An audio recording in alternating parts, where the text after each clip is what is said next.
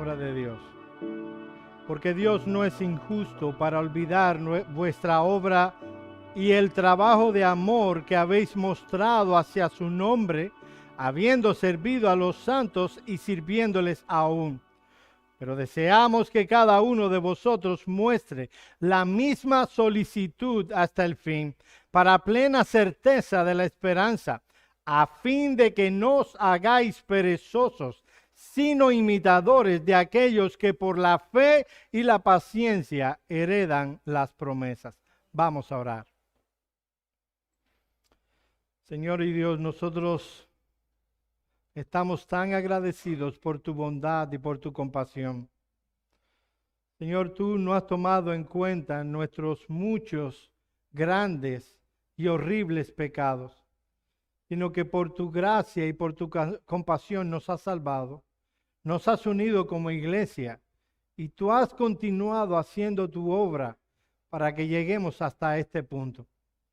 Señor, concédenos, como decía el hermano José Gandul, que cuando tu Hijo Jesucristo vuelva por los suyos a una iglesia bautista reformada de la Miami, siga proclamando tu verdad y tu palabra. Concédenos porque estas cosas exceden a nuestras capacidades. Decimos como el apóstol Pablo, y para esto, ¿quién es suficiente? Pero gracias a Dios por Jesucristo, quien es nuestra justificación, nuestra santificación y nuestra glorificación. Habla a nuestros corazones por tu palabra. En el nombre de Cristo oramos. Amén. Amén.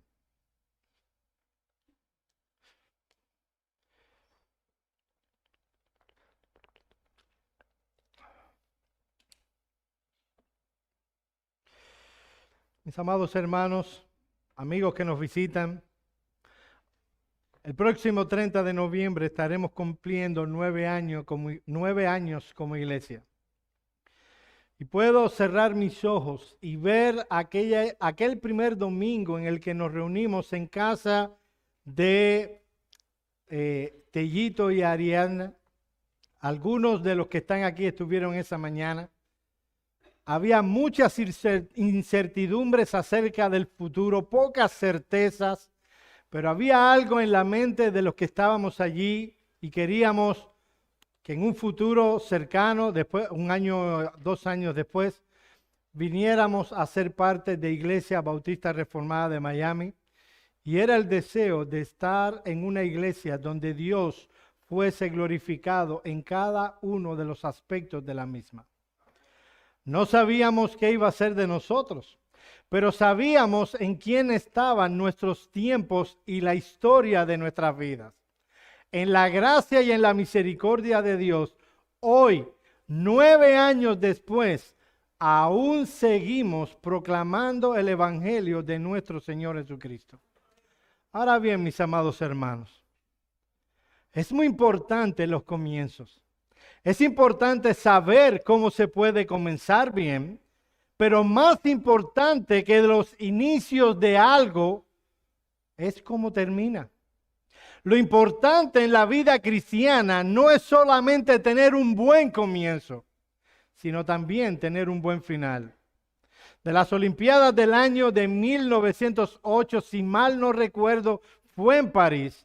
Podemos aprender de una historia que puede llevar nuestras mentes a identificarnos con el texto que estaremos exponiendo en esta mañana.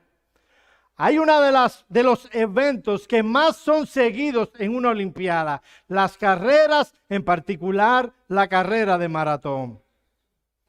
Muchos se congregaron, lo diré en un momento, para ver la final.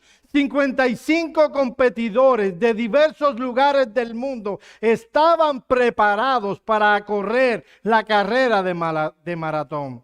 El entrenamiento de estos atletas fue intenso y riguroso, pero con la mente de la meta en sus cabezas, se sometieron a todas las vicisitudes con expectativa y deleite. Esos hombres habían preparado sus cuerpos, habían renunciado a comidas, se habían expuesto a un régimen de entrenamiento para llegar tan solo a la meta. 100,000 espectadores se habían reunido en el estadio para ver la final de la maratón, una carrera de 25 kilómetros.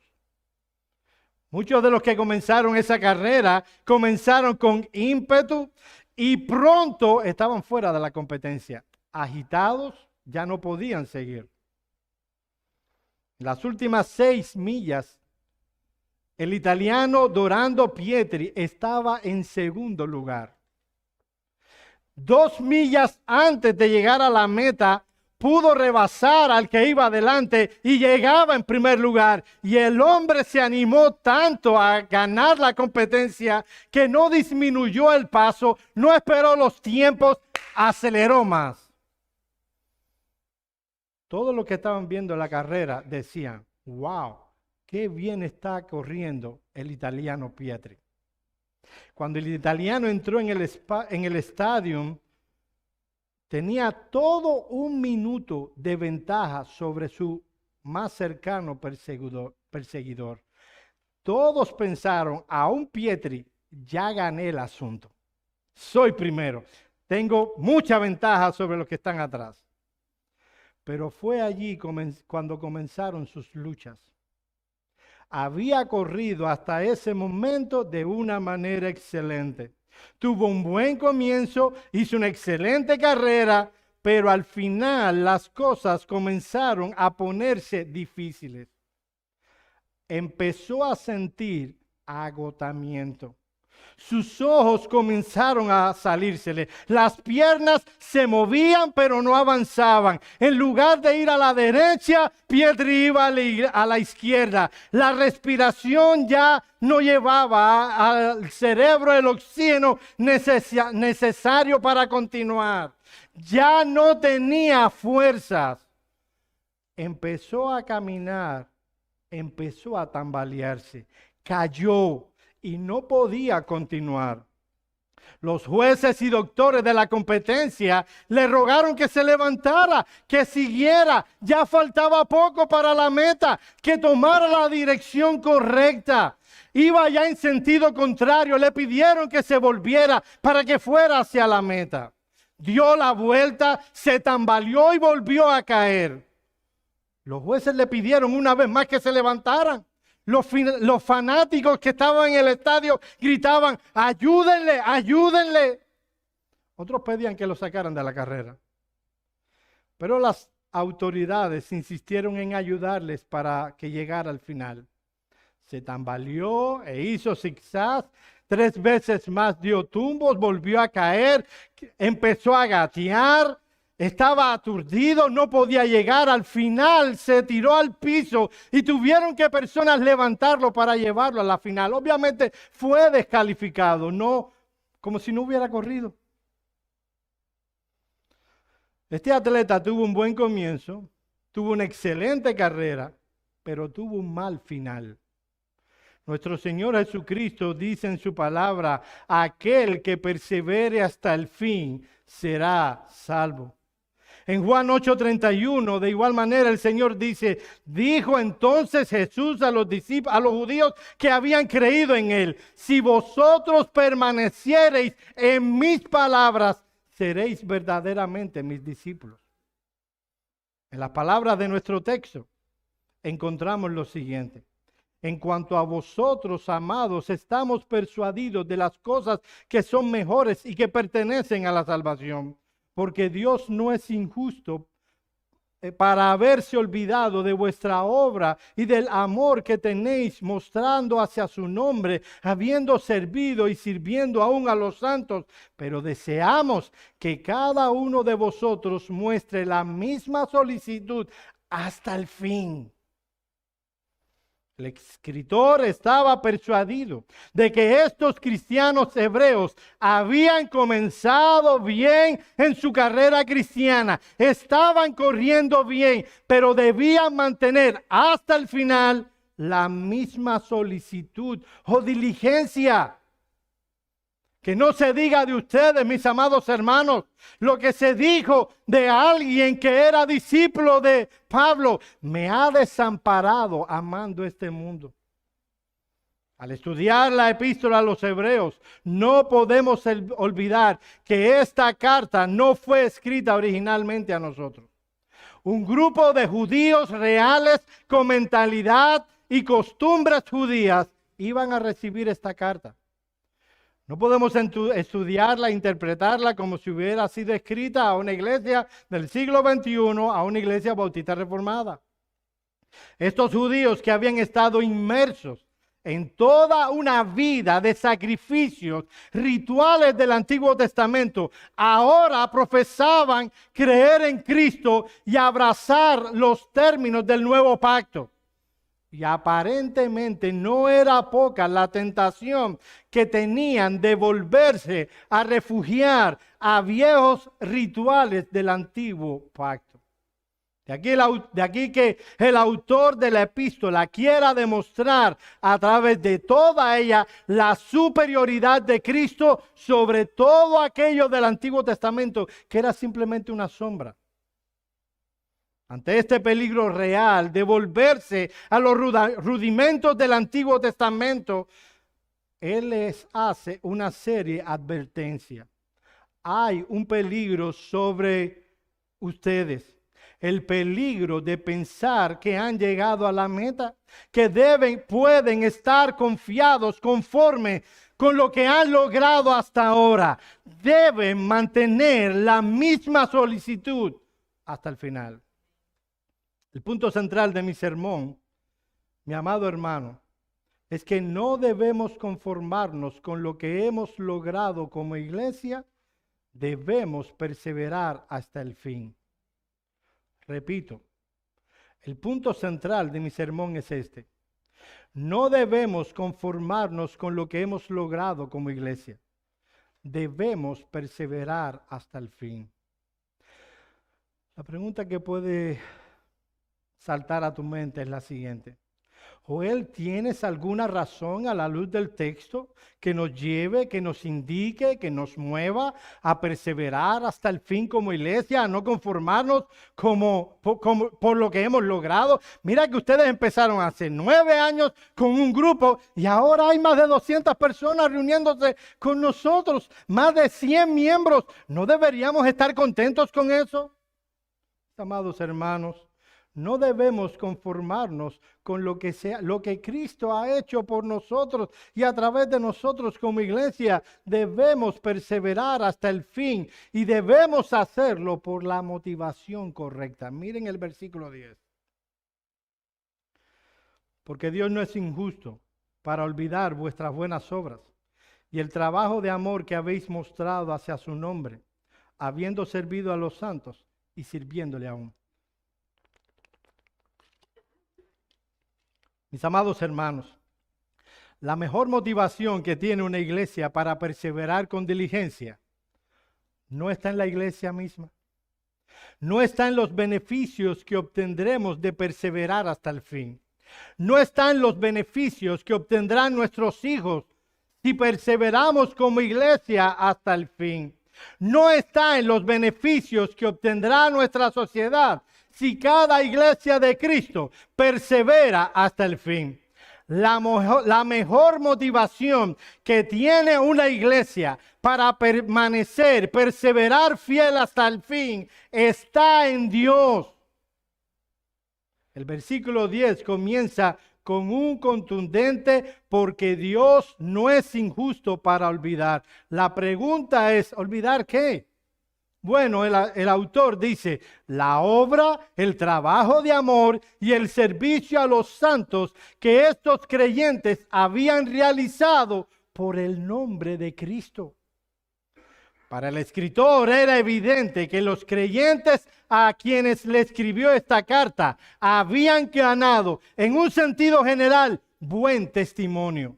Hasta aquí, en la mayoría de los casos, se podía decir de ellos que habían sido fieles al Señor. El escritor reconoce la labor, reconoce el trabajo y el servicio que por el nombre del Señor ellos habían realizado. Pero el escritor no fue el único que lo notó. No fue el único que notó la obra, el trabajo de amor y el servicio que estas iglesias habían realizado. ¿Saben quién lo notó también? Dios. Miren el texto una vez más. Porque Dios no es injusto para olvidar vuestra obra y el trabajo de amor que habéis mostrado hacia su nombre.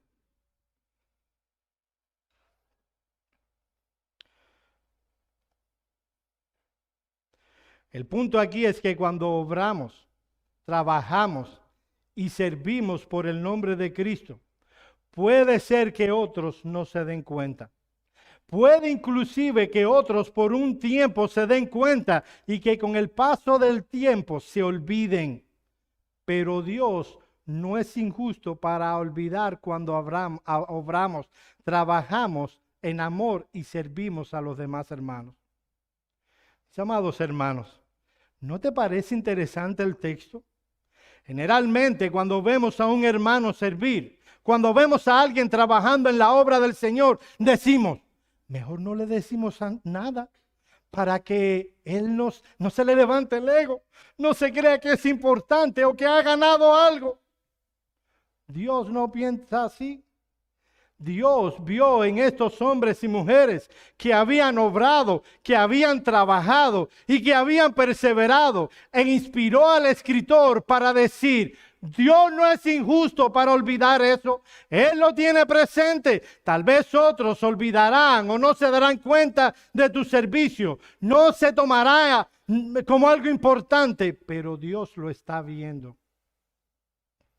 A pesar de que es Dios, mis amados hermanos, que es el que produce en nosotros el querer como el hacer por su buena voluntad. A pesar de que Dios preparó nuestras buenas obras de antemano para que nosotros anduviésemos en ella, a pesar de que nuestro andar en la vida cristiana es fruto de la obra de la regeneración y de la santificación en nosotros, y que Él debe llevarse la gloria, Él dice, yo no olvido eso. ¿Qué cosa? Eso fue lo que produjo Él en nosotros. Si hubiera sido por nuestro esfuerzo, si hubiera sido por nuestra pericia, no hubiéramos dado ni siquiera un paso. Fue por la gracia y la misericordia de Dios que andamos. Sí, pero Dios no se olvida que lo han hecho. Estos cristianos no fueron salvos por hacer estas obras. Ellos fueron salvos únicamente por gracia, por medio de la fe. Pero debido a que creyeron, Dios obró de tal manera para que hicieran estas cosas y Dios no lo olvidaría. Seguramente el escritor no tenía en mente alguna obra en particular, sino el conjunto de la vida de estos creyentes desde el día de su conversión. Desde que conocieron a Cristo, han vivido conforme a la nueva vida en Cristo por el Espíritu. Su vivencia, desde luego, no ha sido perfecta. El autor ha tenido que reprender anteriormente el desgano para hacer las cosas, pero las hicieron por la obra de Cristo y el Espíritu Santo en su corazón. Esta palabra que aparece aquí incluye todo aquello que habían hecho estos hombres y mujeres en medio de la dificultad para la gloria de Dios y la edificación de sus hermanos. Estas obras, amor, trabajo y servicio, eran resultado de la obra de Dios en sus corazones, en la vida de estos creyentes. Pero Dios no olvidaría que estos pecadores lo habían hecho para la gloria de Dios. La razón es que Dios es justo. Yo no sé, cuando tú estudias teología y estás estudiando teología propia y miras el atributo de la justicia de Dios. Muchas veces se ve ese atributo como algo negativo. Vamos a decirlo, que castiga el pecado, ¿verdad?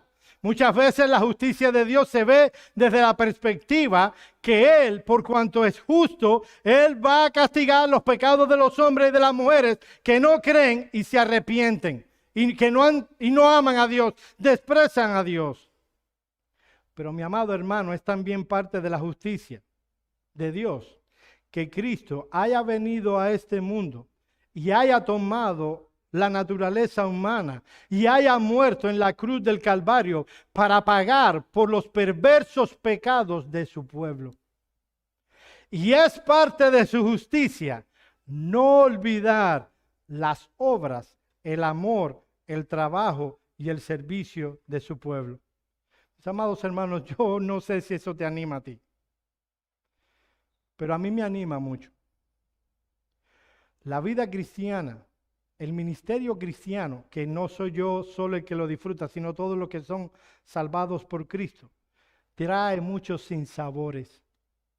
Muchas lágrimas se derraman y se deben derramar por el progreso del reino de Cristo. Y a veces son más las tristezas que las alegrías, el trabajo y el sacrificio que los beneficios. Y el saber que Dios nos está mirando y que Él no olvida cuando su pueblo trabaja para su gloria, es ánimo para aquellos que lo hacen. Mis amados hermanos, Dios conoce todo acerca de nosotros. Dios conoce cuánto cuesta vuestro servicio a Él. Él recuerda vuestra labor hecha a su servicio cuando a causa de vuestra amorosa preocupación vamos y ayudamos a un hermano, hacemos algo en la iglesia para la gloria de Dios, no importa si es limpiarla, no importa si es exhortar a un hermano, predicar el evangelio a aquel que no le conoce o hacer cualquier cosa en el contexto de la iglesia. Dios sabe cuánto cuesta. A veces vemos a un hermano parado aquí predicando y el que nunca lo ha hecho dice, eso debe ser muy fácil. Eso es simplemente, nada, ver unos cuantos libros por aquí por allá. Joel, Daniel y Ricardo y William tienen muchos libros y es tan fácil reunir copy-paste. Solo los que hacen esta labor saben cuánto trabajo uno pasa. A veces vemos un hermano que hace algún arreglo y dice, oye, qué fácil es hacer eso. Lo que no sabemos es lo que tuvo que dejar en casa para hacer eso. Dios recuerda nuestra labor. Dios recuerda, mi amado hermano, vuestra labor hecha a su servicio. Y eso es glorioso. Mi amado hermano, ¿quiénes somos nosotros? Pecadores que estábamos perdidos por causa de nuestros pecados, que odiábamos a Dios y Él en su gracia, en su misericordia, nos salvó, nos libró de esa vida, nos unió a su pueblo, obró un cambio interno en nosotros, obró en nosotros el querer como el hacer. Y ahora nos dice, yo no olvido lo que has hecho por mi nombre y por mi reino. ¡Wow! Tan solo que Él nos los mandara, debiéramos ser pronto a hacerlo. Solo Él tiene que decir, id, haced, trabajad, y nosotros debiéramos hacerlo. Sin embargo, hay un texto como ese que nos dice, yo no olvido eso. ¿Saben lo que es interesante? No es sencillamente lo que Dios recuerda que nosotros hicimos. Lo más interesante es lo que Dios ha olvidado de nosotros. ¿Sabe? Dios ha olvidado cosas de ti. La Escritura enseña que Dios ha perdonado toda nuestra maldad en Cristo. Lo vimos esta mañana. Todos nuestros pecados pasados, presentes y futuros han sido perdonados por Dios en Cristo. Y nunca más se acordará de nuestros pecados. Vayan conmigo a Jeremías capítulo 31, versículos 33 y 34.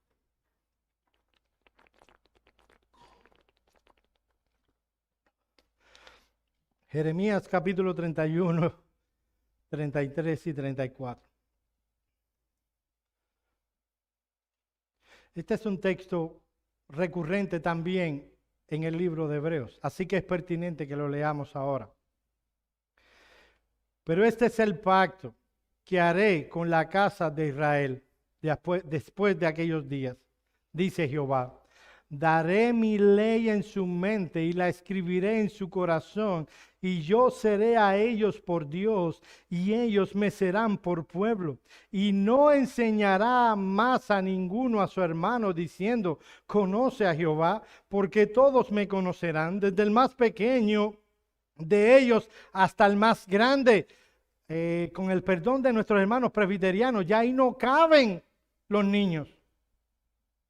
Dice que todos los de su pueblo le conocerán, al punto que nadie le puede decir, oye, conoce al Señor. Todos le conocerán, desde el más pequeño hasta el más grande. El punto es que todos los del nuevo pacto que pertenecen a Dios habrán sido redimidos ya. Miren lo que sigue. Porque perdonaré la maldad de ellos y no me acordaré más de sus pecados. De aquella gente que conoce al Señor y que tiene la ley escrita en su corazón, Dios recuerda lo que hacen para su nombre y olvida sus pecados. ¿No te parece glorioso? Estos hechos, esta obra, trabajo, amor por causa del nombre de Cristo, podrán ser olvidados por aquellos que los llevan a cabo inclusive. Al punto que cuando dice Mateo 25:40 que alguien dice que hizo algo al otro por el nombre de Cristo, ellos dirán, ¿cuándo nosotros te alimentamos? ¿Cuándo nosotros te cuidamos? ¿Cuándo hicimos eso? Y Jesucristo le dirá, por cuanto lo hiciste a uno de estos pequeños, a mí lo hiciste. O sea que ellos mismos se olvidaron de lo que habían hecho. Pero hay alguien que no se olvidará. Y ese es nuestro Dios. Mi amado hermano, eso es una fuerte motivación a seguir trabajando en el reino. No es porque ganaremos algo, pero qué misericordia Dios nos ha dado al decirnos que Él los tendrá presente, que Él no olvidará cuando un grupo de hombres y mujeres se esfuerzan diligentemente a trabajar, a amar y a obrar por el reino.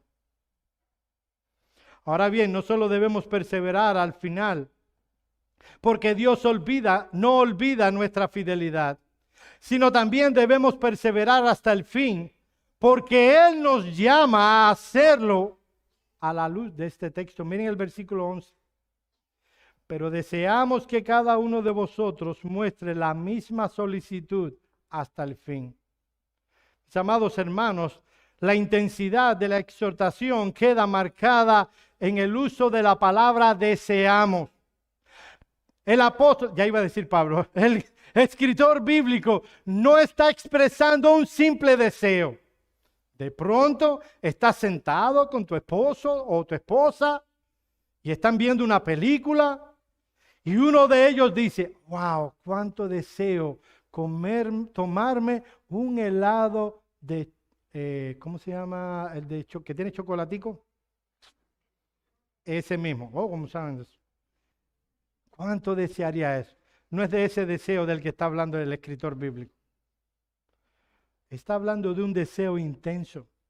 La palabra pudiera ser traducido en algún contexto afán o aprisa. Es un deseo intenso que controla todas las acciones. El escritor está diciendo, yo deseo ferviente y poderosamente que cada uno de ustedes muestre esa misma solicitud hasta el fin.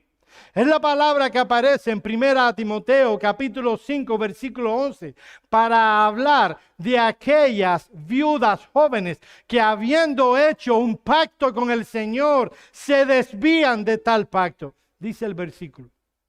Impulsadas por sus deseos, en la palabra, se rebelan contra Cristo. También aparece en Tito 3:3 cuando dice, porque nosotros también éramos en otro tiempo insensatos, rebeldes, extraviados, esclavos de concupiscencias. De manera que es un deseo que tiene el escritor, un deseo que esclaviza, que impulsa. Lo que desea el escritor es que cada uno de vosotros mantenga la fidelidad de trabajar por el reino de Cristo.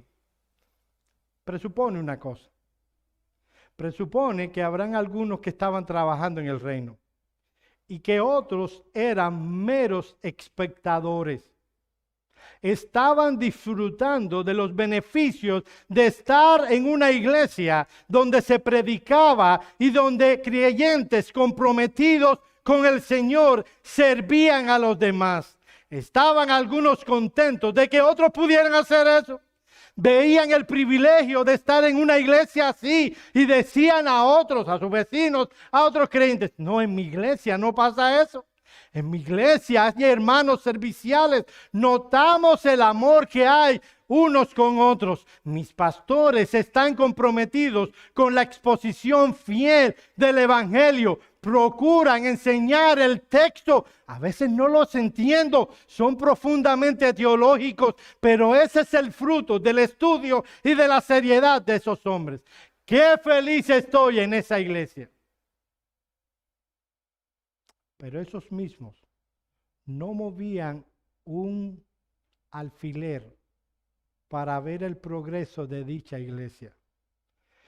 De ahí que la exhortación del escritor bíblico sea que cada uno de vosotros pueda tener la misma solicitud. Mi amado hermano, déjame hacerte una pregunta.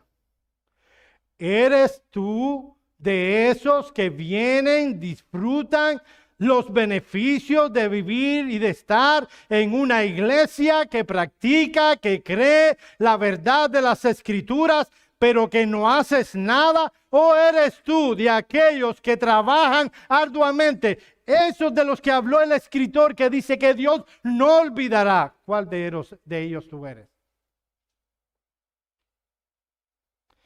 Yo sé que esa es la iglesia.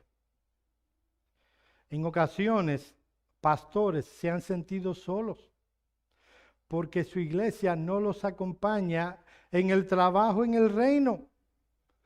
Y a ellos le decimos, esa es la iglesia.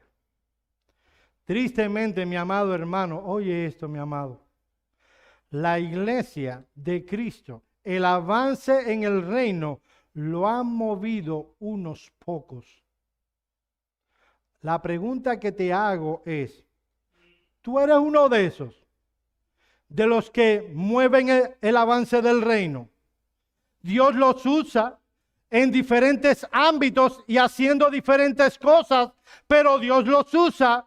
¿Tú eres de los que Dios usa o tú eres de aquellos que reciben simplemente los beneficios? Yo no sé qué puedo hacer.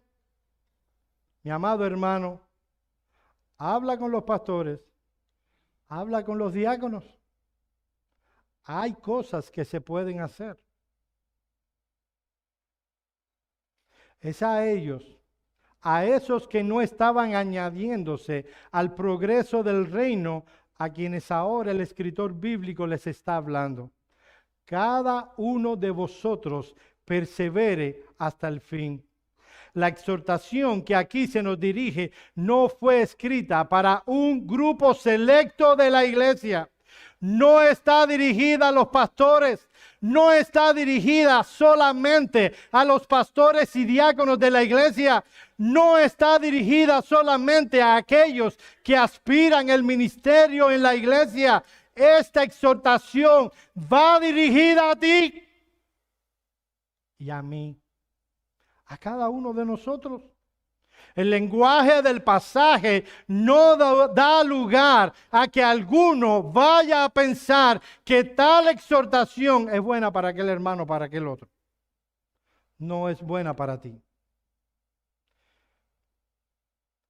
Mis amados hermanos, noten el texto una vez más. El texto enseña o nos llama a mostrar la misma solicitud hasta el fin. ¿Qué solicitud? La de trabajar, la de obrar y la de amar por el nombre de Cristo. Estás llamado a una perseverancia diligente.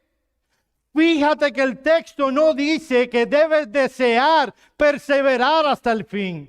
El texto no dice que debes creer que puedes perseverar hasta el fin. El texto dice que debes mostrar, desplegar, manifestar, demostrar, dar prueba visible de que estás aplicando con solicitud, que estás obrando con deseo, con diligencia, como veremos en un momento.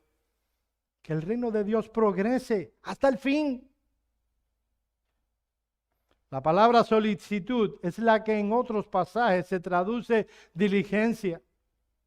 Es hacer las cosas con esmero, hacerlas dándole prioridad, entregándote por ello por entero. Es la palabra que aparece en 2 Timoteo 2:15, cuando Pablo escribe: procura con diligencia presentarte a Dios aprobado como obrero que no tiene de qué avergonzarse, que usa bien la palabra de verdad.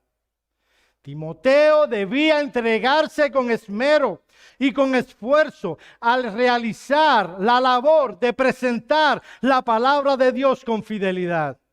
Mi amado hermano, yo te pregunto, ¿no es eso lo que tú anhelas de los ministros del Evangelio? ¿Ustedes no quisieran tener a alguien aquí adelante que predique de una manera irresponsable la palabra de Dios? ¿No es así? Bueno, de la misma manera, Dios espera de ti con respecto a tu vida cristiana que procures con diligencia trabajar por la extensión del reino. ¿Qué pasaría por tu mente si de pronto viene alguien y dice: mis hermanos, miren, hoy no tenemos quien predique aquí? Los pastores estaban muy ocupados, uno tenía sus familiares enfermos, el otro se fue de vacaciones, el otro tenía esto y aquello. ¿Qué ustedes pensarían de vuestros pastores?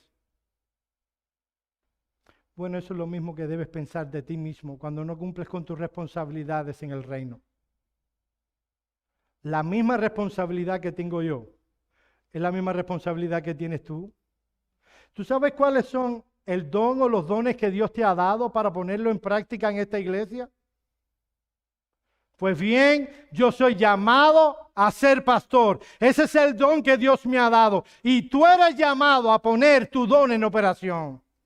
El mismo nivel de responsabilidad que esperan de mí, de ustedes, que yo cumpla mi llamado, es el mismo tipo de responsabilidad que Dios espera que tú cumplas tu llamado. Yo tengo un llamado, amén, y tú también. Dios espera que te entregues con diligencia a cuidar de tu vida cristiana de tal manera que estés a disposición para que Dios te use en la extensión de su reino. Mi pregunta es: ¿qué tan diligente eres en que eso pase en tu vida? Sí, mi amado hermano, todos tenemos muchas ocupaciones. Todos vivimos en Miami, tenemos biles que pagar, tenemos una familia que cuidar, tenemos un sinnúmero de cosas que hacer y tenemos el deber de extender el reino de Cristo aquí en la ciudad de Miami. Y eso no se hará, por lo menos no todo lo rápido que pudiera hacerse, y solo un puñado de creyentes lo realiza. No todos predicaremos. No todos tendremos la habilidad de salir afuera a predicar el evangelio, pero ¿saben una cosa? Todos podemos asistir, podemos apoyar a los que salen, podemos apoyar en oración. Cuando saben que el sábado de la mañana hay personas saliendo, tú puedes tomarte un tiempo, sentarte en tu cuarto y orar por aquellos que salieron el sábado. No tienes la capacidad, tienes la capacidad de orar. Lo que pasa es que no tenemos el corazón en eso. Ni siquiera sabemos en ocasiones que el sábado en la mañana hay otros que salen a evangelizar. Pongámoslo de la siguiente manera. Un presidente está llamado a gobernar un país con diligencia. Un veterinario está llamado a cuidar los animales que tienen a su cuidado con diligencia. Una madre está llamada a cuidar con diligencia a sus hijos. Y un cristiano es aquel que está llamado a trabajar por el reino con diligencia. ¿Sabes? Es un trabajo muy edificante estudiar las Escrituras y ver las cosas en las que debemos mostrar diligencia. ¿Quieren algunos textos? Bueno, si no lo quieren porque nadie dijo sí, yo aún así se lo voy a dar. Deuteronomio 4:9. Oye este texto, mi amado hermano. Por tanto, guárdate y guarda tu alma con diligencia, para que no te olvides las cosas que tus ojos han visto, ni se aparten de tu corazón todos los días de tu vida. Antes bien las enseñarás a tus hijos y a los hijos de tus hijos. ¿Notaste algo interesante? Él no vino y le dijo, tienes que cuidar el alma de tus hijos. Él primero dijo, guarda con diligencia tu alma. Mis amados hermanos, a veces nosotros hablamos de que cuidemos nuestras devociones privadas. Eso tendrá una repercusión en tu vida, en la vida de tu iglesia y en el reino. Y venimos los pastores y decimos, mi hermano, tú debes leer las Escrituras. Tú debes orar, tener comunión, un tiempo de comunión con el Señor. La alabanza y la adoración no es simplemente algo que hacemos el domingo, es algo que vivimos todos los días de nuestra vida. ¿No lo has oído mucho desde este lugar? Y a veces tenemos la sensación de que las personas piensan o los hermanos piensan que es un favor que le hacen a Dios dedicarle un tiempo. No, mi hermano, no le estás haciendo un favor. Cuando tú guardas de tu propia alma, tú te estás haciendo un favor a ti mismo. Miren lo que dice Josué 22:5. Solamente que con diligencia cuidéis de cumplir el mandamiento y la ley que Moisés, siervo de Jehová, os ordenó, que améis a Jehová vuestro Dios y andéis en todos sus caminos y que guardéis sus mandamientos y le sigáis a él y le sirváis de todo vuestro corazón y con toda vuestra alma. Josué 23:11. Guardad pues con diligencia vuestras almas para que améis a Jehová vuestro Dios. Efesios 5:15 y 16. Mirad pues con diligencia cómo andéis, no como necios, sino como sabios, aprovechando bien el tiempo, porque los días son malos. Hebreos 2:1. Por tanto, es necesario que con más diligencia atendamos las cosas que hemos oído, no sea que nos deslicemos. Nota hasta cuándo tenemos que ser diligentes en trabajar, amar y obrar para la extensión del reino. Dice el escritor de los Hebreos, hasta el fin. La meta de la carrera no la puedes marcar tú. Ya ha sido marcada por el Señor. Es hasta el fin. Decimos, no, ya yo estoy cansado ya. No, ahora que vengan otros. Esto es una carrera de relevos. ¿Han visto esa carrera de relevo que se pasan el batón uno a otro? Ya yo estuve 9 años aquí. Ahora le toca a los que llegaron recién. Ellos que se sacrifiquen por la extensión del reino. No, la meta no la ponemos nosotros. La meta es hasta el fin. En asuntos de perseverancia diligente, no hay tiempo para tomar vacaciones, mis amados hermanos. Yo no estoy diciendo que no te tomen vacaciones. Entiendan lo que estoy diciendo. El punto es que no habrá un momento en nuestro peregrinaje espiritual como creyentes en el que esta diligencia no sea necesaria. Debemos ser diligentes todos hasta el fin. Pero en último lugar, veamos las razones que tenemos para perseverar hasta el fin. En primer lugar, la perseverancia diligente en la obra del Señor provee seguridad de salvación. Miren el versículo 11. Para plena certeza de la esperanza. La expresión plena certeza es una sola palabra en griego y significa plenitud, abundancia. Vienen creyentes a nosotros y decimos, mira, Joel, estoy dramatizando un poco porque es así como lo dicen. Mi vida es un cachumbambé. ¿Saben lo que es eso? Que de esos que tienen una y se pone una aquí y otra aquí. ¿No jugaron eso de niño? ¿Cómo le dicen en otros países? Balanza, ok. En otros lugares, ¿cómo le dicen? Sub y baja. ¿Entendieron? Yo jugaba eso de niño. Y yo era flaquito, bien flaquito. Y si jugaba con un gordito, era un problema. Porque estaba abajo y entonces, yo me impulsaba y me quedaba arriba. Y el gordito que estaba de aquí decía, ahora no te baja. Y yo empujaba para abajo y no bajaba. Para muchos esa es la vida cristiana, mis amados hermanos. Es un sub y baja, es una balanza, es un cachumbambé. Estamos abajo y luego arriba. Me he encontrado con creyentes que me dicen, estoy eufórico de felicidad. Estoy casi en el cielo. No hay ni demonios ni nadie de lo bien espiritualmente que estoy. Lo veo el siguiente domingo y le digo, ¿cómo está? Oh, mira, me pasó esto.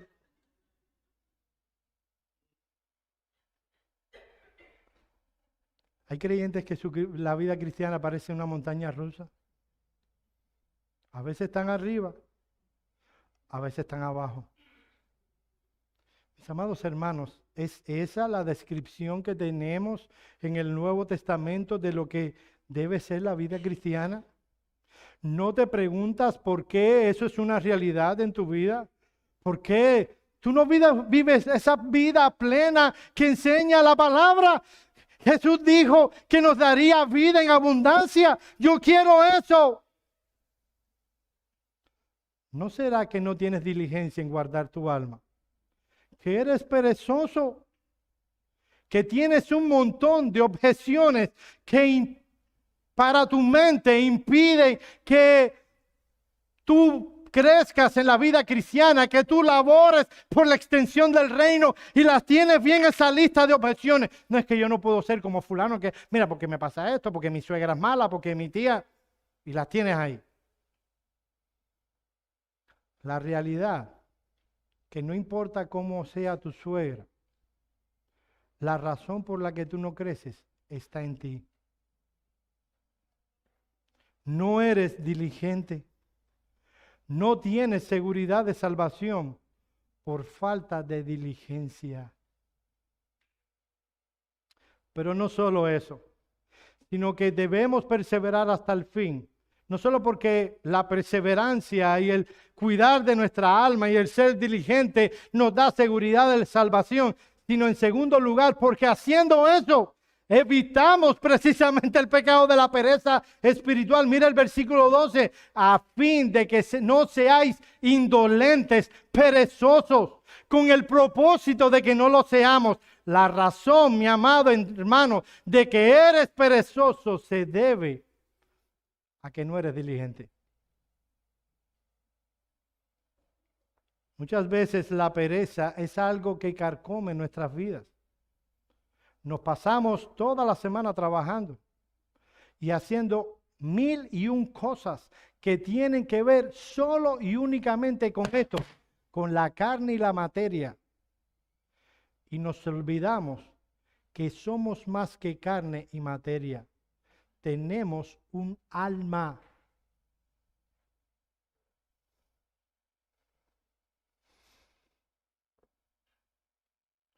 Lo mismo que se dice del perezoso en cuanto a la vida material, se puede decir lo mismo de la vida espiritual. Proverbios 10:4. La mano negligente empobrece, mas la mano diligente enriquece. Si eres perezoso en tus deberes cristianos, aún aquellos más pequeños y cotidianos, pero que Dios ha mandado hacerlo, si eres negligente, si eres perezoso, eso traerá un impacto en tu vida espiritual y en tu deseo de obrar por el reino. En una ocasión hablaba con uno de esos creyentes montaña rusa.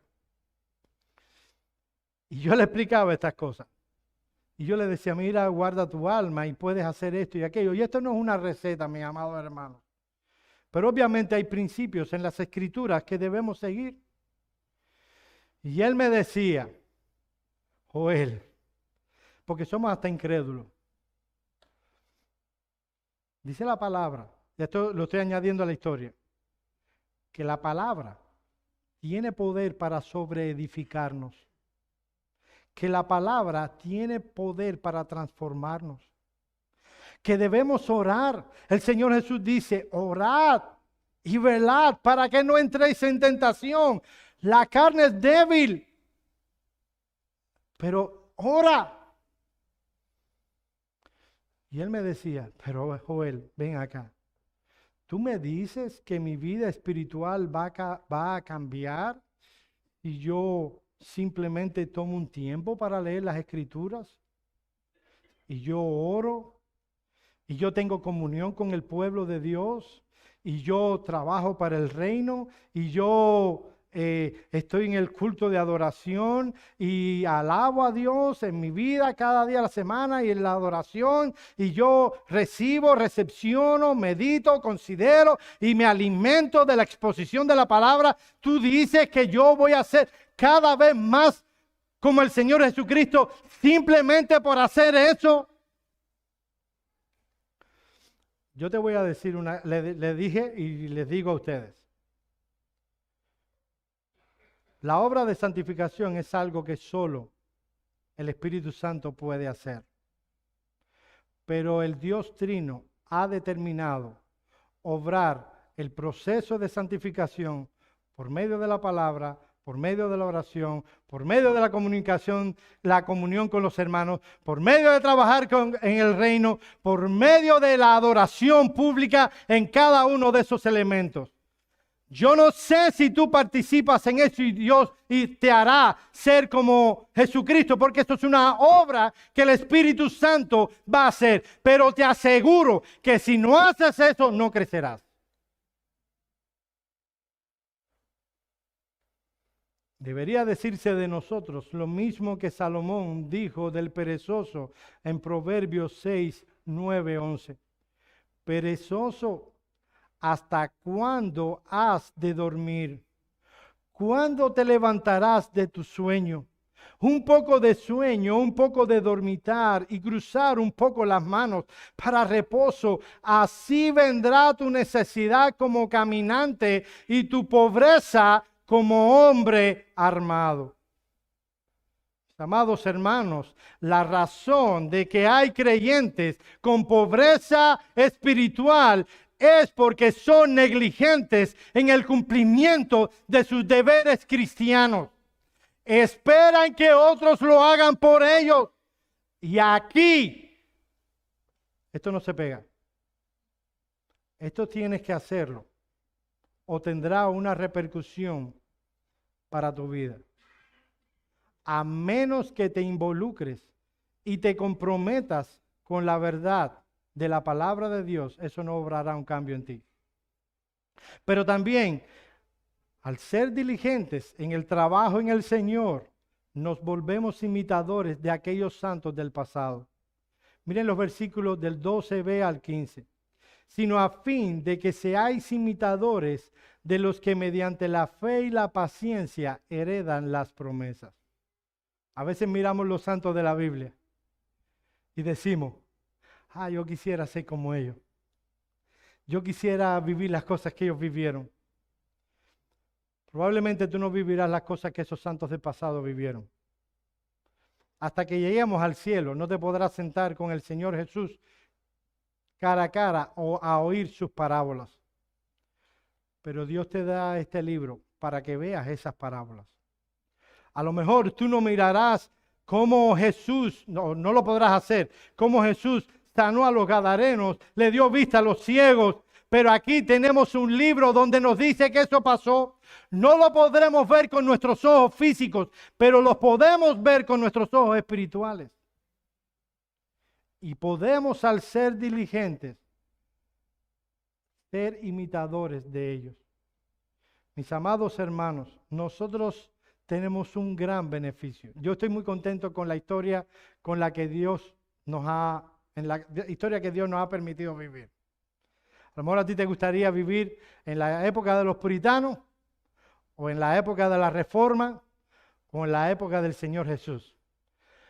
Déjeme decirle que yo estoy contento de vivir en el siglo XXI. Con todos los adelantos de la ciencia, y Dios en su providencia me puso aquí. Pero yo tengo algo que me une a esa gran lista de hombres de pasado. Y es que si yo procuro con diligencia presentarme delante de Él y trabajar en el reino, dice este texto que me hago un imitador de ellos. La palabra imitador es algo estupos. Cuando se cerraba una puerta en aquel entonces, se ponía un sello, como una masilla, plastilina, ¿cómo se dice en otros países? Bien. Cera. ¿Cómo? Ok, no lo oí, pero eso. Y se tomaba un anillo, pero la dificultad es la mía, que yo soy sordo de este oído, oigo muy poquito y de este no oigo nada. Entonces se tomaba un anillo con una marca y se ponía ahí. Ese anillo era el tupos, que impactaba en la masilla, en la plastilina, y dejaba una marca. Eso es lo que nos está diciendo el escritor. Cuando nosotros procuramos ser diligentes, esa marca de los hombres del pasado empieza a ser nuestra también. Mis amados hermanos, hoy cumplimos hoy estamos celebrando nuestro 9º aniversario como miembros de la iglesia.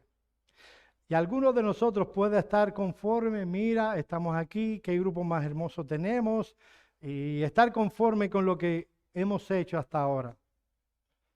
Dios por su palabra nos manda a ir más allá, a perseverar con diligencia, a trabajar por la extensión del reino, todos y cada uno de los que estamos aquí, hasta el fin. Quiera Dios en su gracia y en su misericordia que eso pueda ser una realidad en cada uno de nosotros. Y el día que el Señor Jesucristo vuelva, encuentre a hombres y mujeres fieles de Iglesia Bautista Reformada de Miami, esperándole, amándole y trabajando para su nombre. Vamos a orar.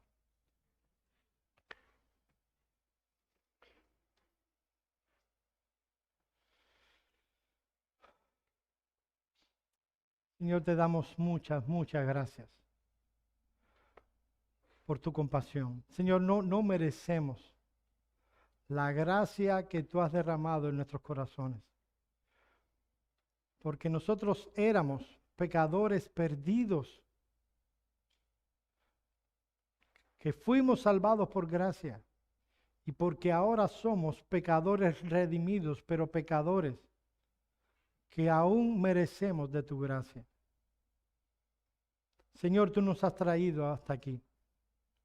Tú nos has cuidado, nos has bendecido, has hecho bien a nuestras almas. Hemos llorado y hemos reído. Y te glorificamos por tu obra en esta iglesia. Concédenos el seguir siendo fieles para que tú recibas la gloria, oh Señor. Cuida nuestras almas y ayúdanos a ser diligentes en que cuidemos nuestras almas. En el nombre de Cristo oramos. Amén. Amén.